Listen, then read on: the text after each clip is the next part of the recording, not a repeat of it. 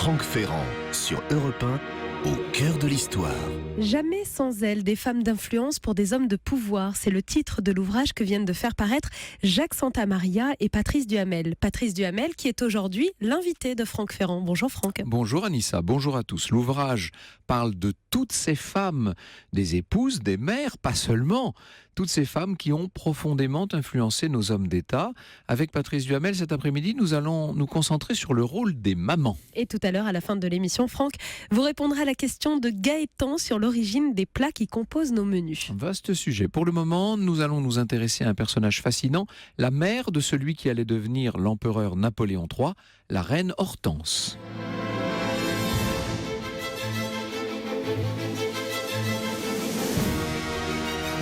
Europe 1, au cœur de l'histoire. Franck Ferrand.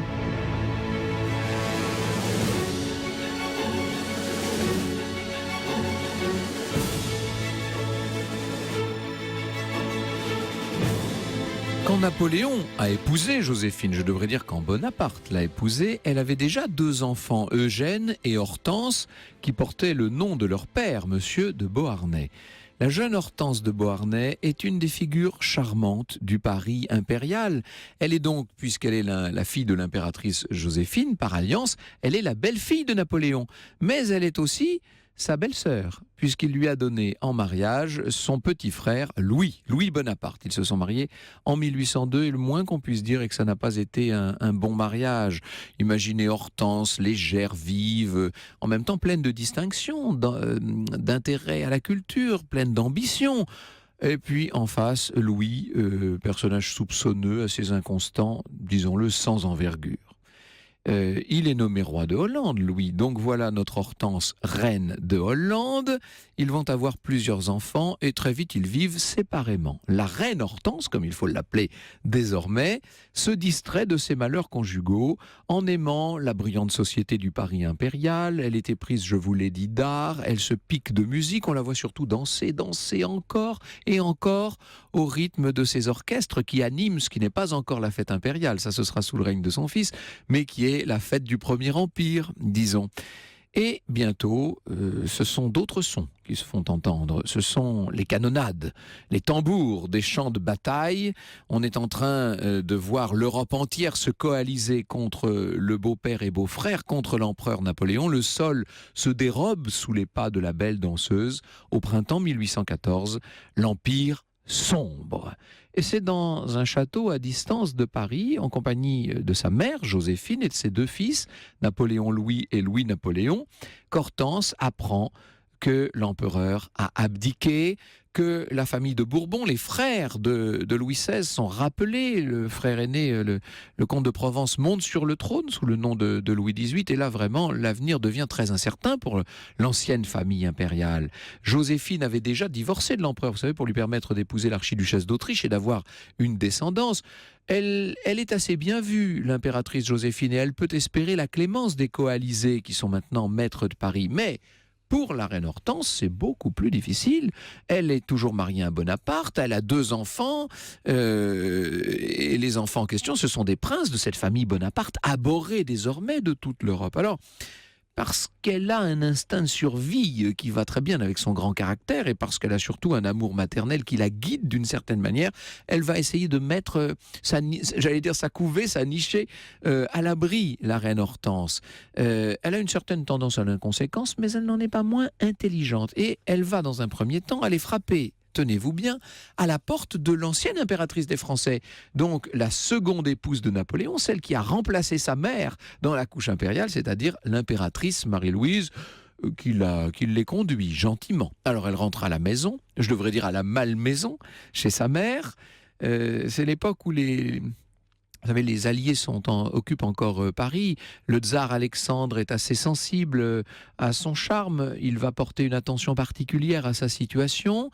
et il lui dit qu'il ira plaider sa cause auprès du roi Louis XVIII. Alexandre obtient pour sa protégée, nous dit André Castelot, le duché de Saint-Leu donné par le roi de France à Mademoiselle de Beauharnais, un don qui ainsi présenté semble annuler son mariage et sa royauté. Il n'est pas question de la reine de Hollande, il n'est même pas question de Madame Bonaparte, il est question de Mademoiselle de Beauharnais. Après tout, le vicomte de Beauharnais, lui, était tout à fait fréquentable aux yeux de la monarchie restaurée. Peu de temps après, Hortense se dit qu'il serait bien qu'elle aille remercier personnellement le roi. Vous imaginez la mère des neveux de l'empereur qui se présente aux Tuileries pour rencontrer le roi Louis XVIII. Elle est très inquiète, bien sûr, du sort de ses enfants. Elle est très audacieuse quand même. Louis XVIII ne sait pas comment faire. C'est une étonnante démarche, n'est-ce pas? Mais elle essuie tout simplement un refus poli de la part du roi. Napoléon, à ce moment-là, décide de quitter l'île d'Elbe, où il était, vous savez, en semi-exil, si je puis dire. Il redébarque à Golfe-Juan. On a revécu tout ça l'année dernière à l'occasion du bicentenaire. Il remonte à Paris. Il se réinstalle aux Tuileries pour 100 jours. Et ça, pour Hortense, bizarrement, c'est pas forcément une bonne nouvelle, parce qu'elle était quand même quelques semaines plus tôt dans le bureau du roi Louis XVIII. Vous voyez, donc c'est un peu embêtant. Et d'autant plus que sa mère, Joséphine, est morte entre-temps. Napoléon ne la reçoit pas très gentiment. Elle essaie d'expliquer, elle dit « Mais sire, je ne savais pas comment faire ». Elle pleure, elle se jette aux genoux de l'empereur. « Qu'importe !» lui dit Napoléon. « Vous ne deviez pas demeurer en France. Un morceau de pain noir eût été préférable. Votre conduite a été celle d'un enfant. Quand on partage l'élévation d'une famille, on doit en partager le malheur. » Mais comme souvent avec Napoléon, il pardonne. Il a toujours pardonné à sa famille, vous savez. Et finalement, pendant les 100 jours, on va voir Hortense reprendre quasiment sa vie normale. Sauf que ça ne dure que 100 jours, que Waterloo arrive bientôt et que cette fois, c'est l'exil, mais vraiment cette fois, l'exil pour de bon.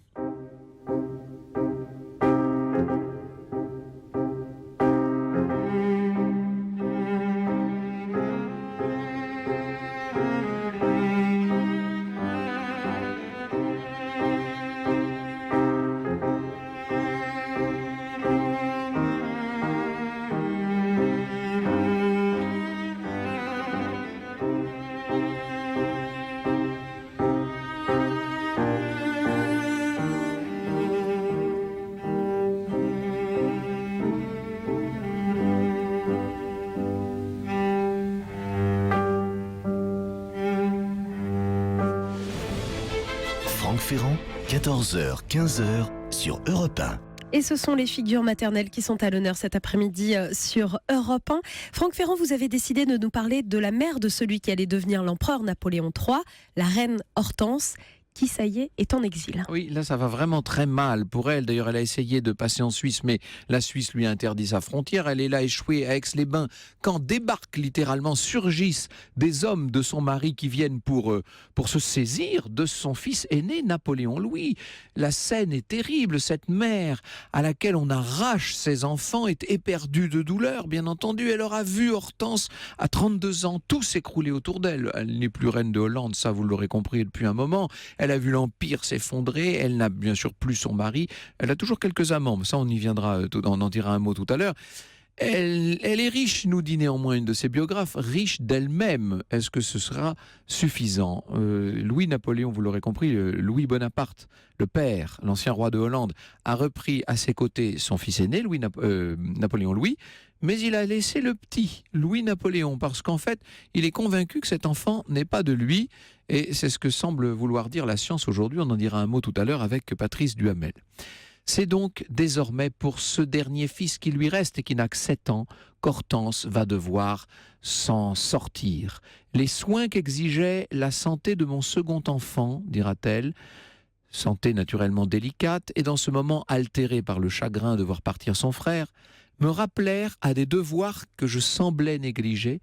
Je jurais de vivre puisque j'étais mère et qu'une mère ne se remplace pas. Il faut d'abord lui trouver une terre d'exil à cette mère. Alors, inutile de vous dire que la diplomatie de Louis XVIII fait tout pour l'éloigner de France, mais quand même, elle arrive à s'installer en Suisse, au château d'Arenenberg. Elle vivra désormais l'hiver à Augsbourg, en Bavière. Il faut vous dire que son frère, je ne vous ai pas parlé d'Eugène, mais enfin, il a des liens très proches avec la famille royale de Bavière. Et puis, l'été à Arenenberg, on pourrait croire que l'orage est un petit peu derrière elle. Elle va vivre désormais une vie un peu apaisé, se consacrant à l'éducation de son fils. Ma seule ambition pour mon fils est qu'il soit digne en volant par lui-même de la destinée à laquelle il semblait appelé, écrit-elle. Plus son sort est abaissé, plus je tiens à ce que son éducation le mette au-dessus de toutes les positions et qu'il connaisse de bonne heure que le mérite vaut mieux que la grandeur. Voilà de sages préceptes d'éducation pour celui qui un jour deviendra président de la République, puis empereur, à son tour. Ce petit Louis-Napoléon va être assez vite un personnage intéressant du reste. C'est vrai qu'il est d'une apparence assez réservée, même un peu sombre, mais la personnalité est riche entre espièglerie, ironie, charme, ambition, une ambition qu'encourage, qu'attise littéralement sa mère dans l'atmosphère d'exil d'un Arenenberg qui n'est certes pas propice à la grandeur et nettement plus propice sans doute au mérite, comme elle le disait elle-même. Voilà ce que nous dit André Castelot. On apprend entre parenthèses que l'empereur déchu, Napoléon Ier, vient de mourir en 1821. Il ne demeurait pour Hortense qu'un titre à peine porté et déjà oublié. Des couronnes royales sur le linge, la vaisselle ou l'argenterie, des Votre Majesté prononcées avec une pointe d'orgueil par ceux qui n'auraient jamais l'occasion de fréquenter de vrais souverains, et ces reliques rangées dans des vitrines devant lesquelles le petit Louis-Napoléon s'écrasait le nez sur la glace, comme c'est bien écrit. Il va grandir, Louis-Napoléon, on va le voir effectuer de plus en plus fréquents séjours à Rome. Il ne faut pas oublier qu'une partie importante de la famille impériale est en exil à Rome, sous la protection du pape, paradoxalement. La grand-mère, la matriarche, Madame Mère Laetitia se prend d'affection pour lui, et avec son frère Napoléon Louis, il va faire les 400 coups. Il faut dire que Hortense, à travers ses conseils, a quelque peu attisé le feu qui déjà brûle dans ses deux fils. À tout événement, soyez prêts jusqu'à ce que vous puissiez vous-même préparer les événements, dit-elle. Ne rebutez personne sans vous donner absolument à personne. Je vous l'ai dit, surveillez l'horizon. Il n'est comédie ni drame qui se déroulant sous nos yeux ne puisse vous fournir quelques motifs d'y intervenir comme un dieu de théâtre. Moi, je trouve quand même que cette mère, si volage fut-elle et si peu sage, se révèle une très bonne conseillère et se révèle quasiment une éducatrice. Elle recommande à ses enfants la patience, la prudence. Alors ça, ils n'écoutent pas du tout. Ils vont très vite se prendre de passion pour la grande cause du temps qui est l'unification italienne. Ils participent à une conspiration au tout début des années 1830 jusqu'à prendre de grands risques. Et la reine Hortense d'ailleurs est morte d'inquiétude. Elle avait raison. Tout ça tourne mal. L'aîné, Napoléon Louis, va être pris dans des circonstances très troubles, qui seraient un petit peu long d'éclaircir ici, et il finit par mourir. Ça, c'est un coup terrible pour Hortense, qui, on a envie de dire une fois de plus, comme au moment où on lui avait arraché son fils, se retrouve seul avec Louis-Napoléon, qui lui-même tombe malade, alors que les Autrichiens sont en train d'entrer dans la ville et qu'il lui est impossible de fuir. Décidément, cette femme semble destinée à subir des situations quasiment impossibles. Vous l'aurez compris, elle a du ressort néanmoins, et l'énergie qu'elle met à combattre le mauvais sort va se retrouver bien entendu très vite dans son fils, dans ce fils que l'Europe entière pourra bientôt juger. Cet après-midi sur Europe 1, Franck Ferrand rend hommage aux figures maternelles des grands hommes de l'histoire. Vous pouvez bien sûr réagir à cette émission sur Facebook, sur la page Au cœur de l'histoire, ou sur Twitter avec le hashtag ACDH. Franck Ferrand revient dans un instant. Franck Ferrand, 14h, 15h sur Europe 1. Franck Ferrand, vous avez décidé de rendre hommage à une femme aujourd'hui, la reine Hortense, la mère de celui qui deviendra l'empereur Napoléon III. Elle vient de perdre son fils aîné, elle a donc des ambitions pour le deuxième. Oui, le deuxième est malade, vous avez compris que les Autrichiens sont là, dans Rome, ce qui empêche une exfiltration, c'est très difficile, alors on va jouer la comédie.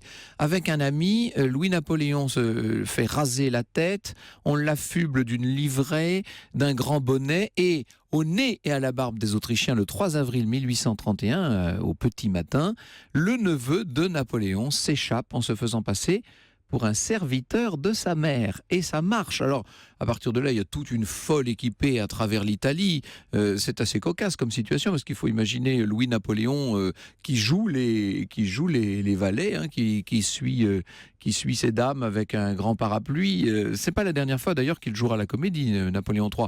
On le verra beaucoup plus tard se faire passer pour un ouvrier pour s'échapper du fort de Ham. Enfin ça, c'est une autre affaire. Hortense décide de se diriger vers la France, où les Bonaparte à l'époque sont interdits de séjour. Alors vous vous rappelez que au moment de la première restauration, elle était déjà allée voir le roi Louis XVIII aux Tuileries. Eh bien, pourquoi pas recommencer? Cette fois, le monarque sur le trône, c'est le roi Louis-Philippe Ier. Eh bien, elle va essayer de rencontrer Louis-Philippe pour plaider sa cause. Alors, vous imaginez la tête un peu de Louis-Philippe, il est lui aussi un peu décontenancé par l'intrépidité de la reine Hortense, mais il se montre plutôt compréhensif et bienveillant, sans pour autant aller jusqu'à admettre de mettre un terme à l'exil des Bonaparte, bien entendu. Quant à Louis-Napoléon, il doit se résigner à repartir avec sa mère pour l'étranger. Le voilà de nouveau à Arenenberg, où reprend la vie habituelle. Alors on reçoit quand même des personnalités importantes de toute l'Europe. Je pense à Chateaubriand, Alexandre Dumas, etc. Et bien sûr, pour cette mère, il s'agit maintenant de marier son fils.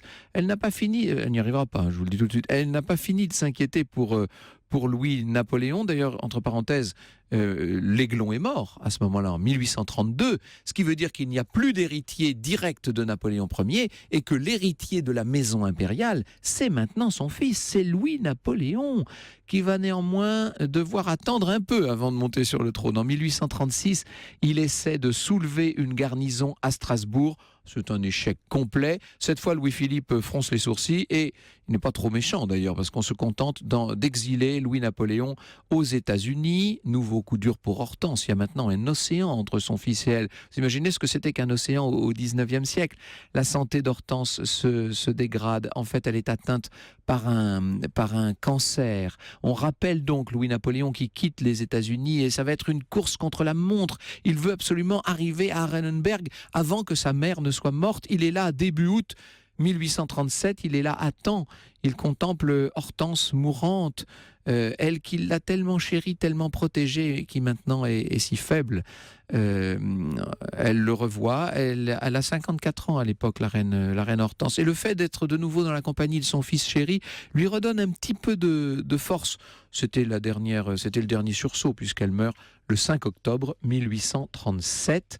Louis-Napoléon écrit à son père, nous disent Patrice Duhamel et Jacques Santamaria: « Je viens d'éprouver une perte irréparable. » Et quand il ouvre le testament, il lit « Je n'ai point de conseil politique à donner à mon fils. Je sais qu'il connaît sa position et tous les devoirs que son nom lui impose. » Les devoirs, vous aurez bien compris, puisqu'il est maintenant, encore une fois, l'héritier l'héritier final, en tout cas, de la maison. Louis-Napoléon, quand il deviendra beaucoup plus tard l'empereur Napoléon III, restera attaché au souvenir de sa mère. Et l'on dit que, où qu'il aille, l'empereur avait avec lui une précieuse lettre que sa mère n'avait jamais envoyée, mais qu'elle avait écrite avant une des interventions chirurgicales de la fin. Et voilà ce qu'on trouve dans cette lettre que Napoléon III gardait sur lui. C'est une lettre donc de la reine Hortense. « On doit me faire une opération nécessaire. Si elle ne réussissait pas, je t'envoie par cette lettre ma bénédiction. Nous nous retrouverons, n'est-ce pas, dans un meilleur monde, où tu ne viendras me rejoindre que le plus tard possible, et tu penseras qu'en quittant celui-ci, je ne regrette que toi, que ta bonne tendresse qui seule m'y a fait trouver quelque charme. Cela sera une consolation pour toi, mon cher fils, de penser que, par tes soins, tu as rendu ta mère heureuse autant qu'elle pouvait l'être. » Bonjour Patrice Duhamel. Bonjour. Personnage fascinant que cette reine Hortense, dont je n'ai fait qu'effleurer l'existence tellement mouvementée. Elle fait partie de ces mères qui ont forgé de grands hommes. Eh bien, ce sont à la fois les grands hommes et leur maman que, grâce à vous, nous allons retrouver dans un instant. Franck Ferrand, 14h, 15h sur Europe 1. On le dit souvent, derrière chaque grand homme se cache une femme. Nous allons en avoir la preuve aujourd'hui. Franck Ferrand, vous recevez Patrice Duhamel, journaliste et ancien directeur général de France Télévisions, auteur de Jamais sans elle, des femmes d'influence pour des grands hommes de pouvoir, avec Jacques Santamaria, paru chez Plomb. Justement, vous dites derrière chaque grand homme se cache une femme, c'est ce qu'on dit. On pourrait dire, en l'occurrence, Patrice Duhamel, derrière chaque grand homme se cachent même plusieurs femmes, puisque vous nous livrez leur mère, pour certains même leur grand-mère. Je pense à Malraux ou à Talleyrand ou Mitterrand. Oui, c'est ça, Mitterrand, oui. oui, la Dont grand-mère de Mitterrand. a joué un rôle essentiel. Oui. Et puis, bien entendu, des épouses, des maîtresses. Des filles, des cousines. Oui. Parfois même des femmes idéales ou idéales, puisqu'on pense à la femme France dont vous parlez pour le général de Gaulle, Oui, par exemple. absolument. Alors, pour nous concentrer un peu sur les mères aujourd'hui, parce qu'il fallait, au milieu de toutes celles que vous évoquez dans cet ouvrage, en choisir certaines, revenons peut-être d'abord à la mère de Napoléon III, à cette reine Hortense. En fait, on connaît bien la mère de Napoléon III, ça, il n'y a aucun doute. Le père, c'est plus discutable, semble-t-il. Oui, puis le couple s'entendait très mal, vous l'avez évoqué tout à l'heure.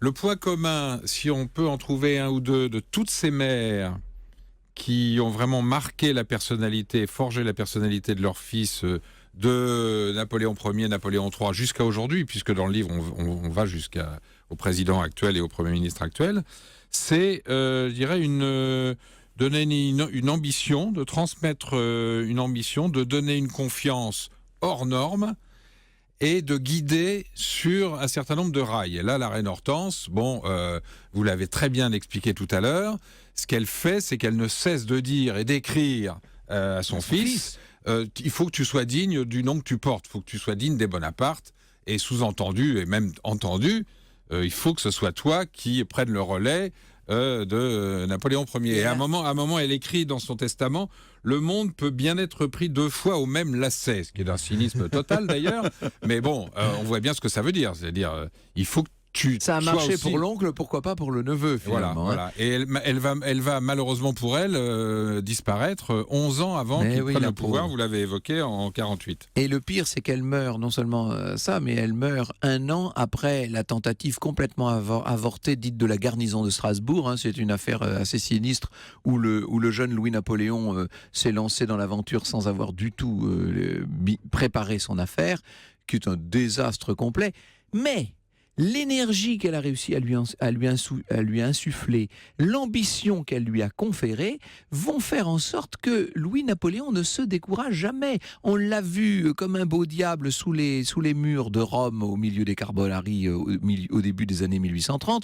On l'a vu à Strasbourg. Eh bien, ça continuera. Il y aura un débarquement, puis 2, etc. Il se trouvera enfermé au fort de Ham. Eh bien, il en sortira encore. Il trouve le moyen en décembre 1848 d'être élu président de la République et ensuite de transformer la République au suffrage universel, Exactement. Même s'il n'y avait que les hommes qui votaient à ce moment-là, et de transformer ensuite cette République en empire et de rétablir l'empire. Bref, est-ce qu'on peut dire de la reine Hortense qu'elle avait en quelque sorte reporté sur ses enfants, et notamment sur le plus jeune des deux, une ambition qu'elle n'avait pas pu satisfaire elle-même, parce qu'elle avait été reine de Hollande, certes, mais alors comme beaucoup de ces mères exceptionnelles qui ont mis au monde des fils qui vont devenir de grands dirigeants.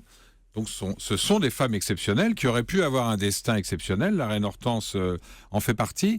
Moi, je pense que, sans être un historien comme vous et comme d'autres, je pense qu'elle a transmis à Louis-Napoléon une sorte d'obsession de reconquête du pouvoir. Voilà. Au-delà même de l'ambition, une espèce d'obsession. Parce qu'il était obsédé. Et puis il y a une autre femme, là on n'a pas le temps d'en parler, mais qui entre la mort de la reine Hortense et l'accession au pouvoir de Louis-Napoléon va jouer un rôle absolument majeur. Vous la mettez très en avant. Qui est la cousine de Louis-Napoléon Bonaparte. La princesse Mathilde, qui est la fille du frère Jérôme, roi de Westphalie de Napoléon Ier, et qui va jouer un rôle absolument majeur auprès de son cousin. Et qui va constamment le porter, le soutenir quasiment comme l'aiguillonner, oui, presque mieux même que son épouse Eugénie. Mais enfin, vous dites Eugénie, comme il disait, c'est peut-être pas tellement le sujet ici. J'aimerais qu'on revienne à une autre mère, c'est celle de l'oncle. C'est la mater napoléonis, c'est celle qui est au cœur de cette affaire, celle qui a donné naissance à cette fratrie invraisemblable, c'est Laetitia Bonaparte. Personnage absolument incroyable, une autorité naturelle. Très belle, une ambition inouïe pour son fils. Alors, lorsqu'il y a des fratries pour ces grands hommes d'État, que ce soit Napoléon, que ce soit De Gaulle, que ce soit Mitterrand, que ce soit Clémenceau, c'est presque toujours le fils préféré qu'elle soutienne. Et là, il lui a transmis, là aussi, l'obsession du pouvoir. Elle va le soutenir jusqu'au bout. Ce qui est intéressant chez elle, par rapport à la reine Hortense et à d'autres mères, c'est assez spécifique à Laetitia, c'est qu'elle garde son indépendance, sa liberté de parole. Bon, ils ont eu des accrochages avec Napoléon Ier. Il y a la fameuse affaire extraordinaire du couronnement en 1804. Elle a suivi Lucien en Italie. Voilà, en fait, elle est quand même extrêmement réservée là-dessus. Oui. Donc elle dit à son fils, puisque c'est ça, je ne viens pas. Et la petite revanche ou la grande revanche de Napoléon Ier sera de demander au peintre qui va faire ce tableau, David, qui va faire le fameux tableau sur le couronnement, de rajouter le personnage de Laetitia qui pourtant ce jour-là n'était pas là. C'est ça m'a donné à réfléchir, votre ouvrage. Et je me dis par exemple que dans le cas de Laetitia, on a eu des doutes là aussi sur la paternité de Charles Bonaparte, le père de Napoléon, et on a dit que pour cet enfant-là, et peut-être pour un autre du reste, le véritable père aurait pu être le gouverneur de l'île de Corse, c'est-à-dire le comte de Marbeuf, grand militaire, grand soldat, d'ailleurs stratège du règne de Louis XV. Comme si, lorsqu'elles avaient... Alors, je ne dis pas que c'est le cas de Laetitia, attention, qu'on ne me fasse pas dire ce que je ne dis pas. C'est le cas pour la reine Hortense. Pour ce qui est de la reine Hortense, on en est maintenant quasiment sûr. Comme si, quand elles ont fauté, quand il y a eu comme ça une sorte d'accro, quand elles ont un enfant qui est l'enfant de l'amour, d'une certaine manière, elles le portaient davantage encore. Hein. C'est assez étrange, ça, tout de même. Oui, et c'est aussi un point commun, en tout cas, peut-être, en tout cas sûrement pour la reine Hortense. Mais sur ces mères, moi, il y a la phrase qui m'a le plus frappé pour le livre, c'est quand j'ai rencontré Robert Badinter. Ça a été un moment extraordinaire parce qu'il a eu une mère qui était une personnalité absolument exceptionnelle. Charlotte Badinter. Et Robert Badinter m'a dit, on commence le chapitre qui le concerne là-dessus. Si vous voulez connaître un homme, regardez sa mère. Et ça, c'est exactement ce qui se passe quand on rentre dans le détail.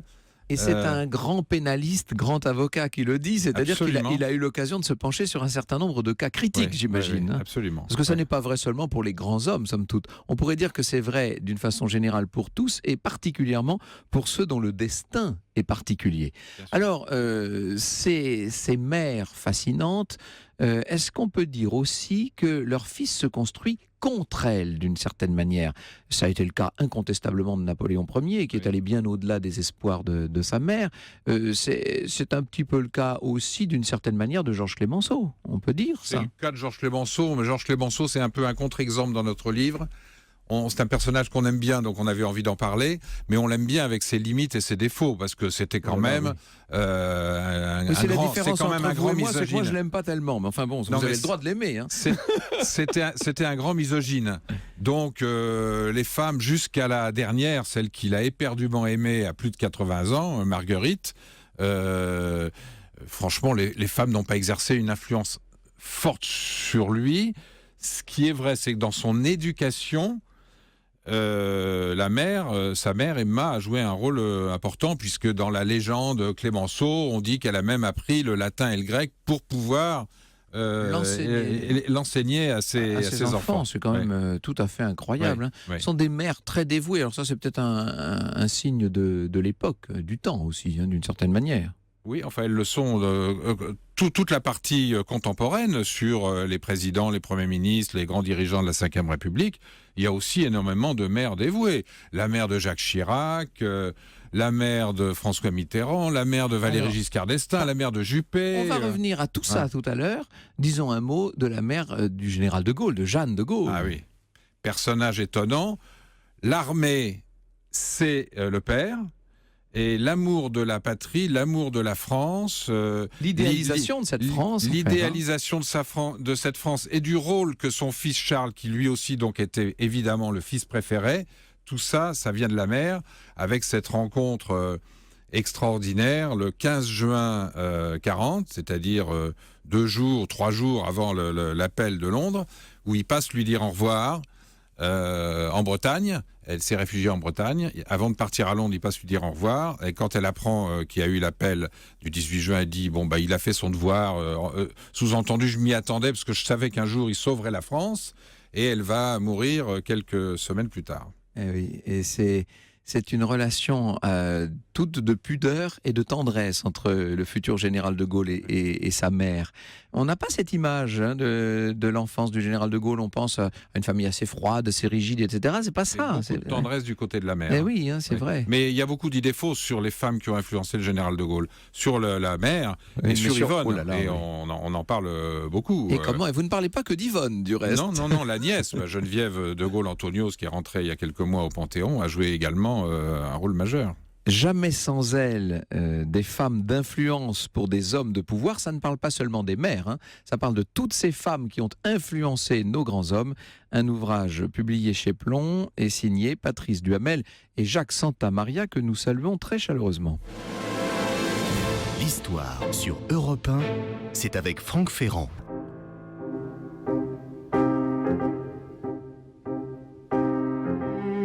Mère, grand-mère, épouse, fille, toutes ces femmes ont joué un rôle très important dans la vie des grands hommes de l'histoire. Franck Ferrand, cet après-midi sur Europe 1, vous recevez Patrice Duhamel, journaliste et ancien directeur général de France Télévisions, auteur de Jamais sans elle, des femmes d'influence pour des hommes de pouvoir, livre co-signé avec Jacques Santamaria et paru chez Plon. Alors, il faut que nous revenions sur un certain nombre de ces mères, puisque nous avons décidé, nous, dans le cadre de cette émission, de nous intéresser aux mères, Patrice Duhamel, mais je voudrais quand même dire à quel point on sent à chaque page de ce livre votre amour pour toutes ces femmes. Vous les aimez, ces femmes, en fait. Oui, hein. oui, on les aime vraiment, à 2-3 exceptions près. Jeannette Thorez, on n'a pas une Oui, passion c'est vrai, pour elle. oui. Qui est sans doute la femme la plus influente de l'immédiat après-guerre dans la vie politique française. Parce qu'elle a quasiment dirigé le Parti communiste, notamment quand son mari était en train de se faire soigner à Moscou.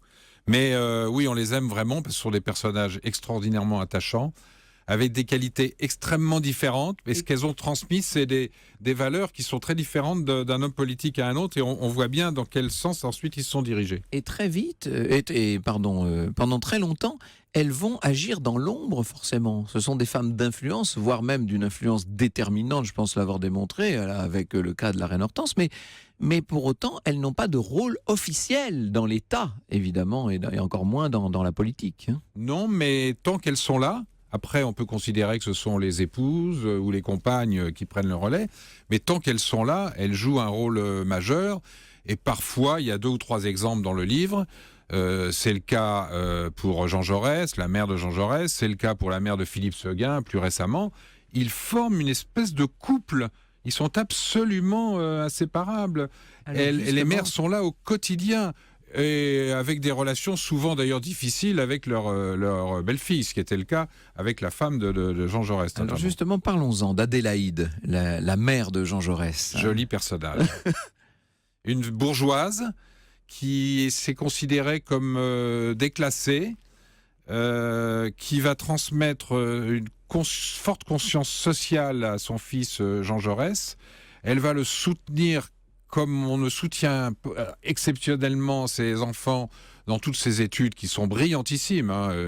Concours général, l'agrégation de philosophie, il devient normalien.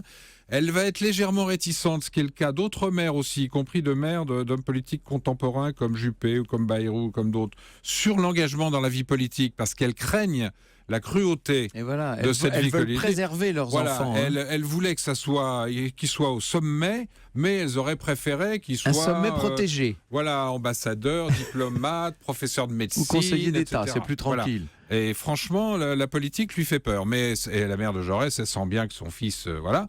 Mais il est battu 2 fois aux élections. Et à chaque fois, elle va pas pleurer. Elle sera plutôt, elle se demande même si il va pas reprendre sa vie d'universitaire.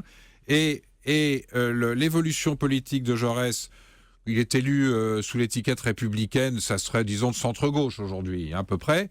Et son évolution vers le Vers un socialisme, radicalisme de plus en plus fort. c'est oui. beaucoup l'influence de la mère. C'est ça. Qui porte ses valeurs de lutte contre les inégalités, etc. Ça va être extrêmement fort pour lui. Et on a presque l'impression que plus Jaurès avance en âge, plus il grandit dans sa conscience politique, et Oui. plus ce sont les idées de sa mère qu'il Absolument. finit par Oui. adopter et par porter à incandescence. La laïcité, par exemple, alors que c'était une catholique pratiquante, mais elle lui a transmis cette idée de la République laïque.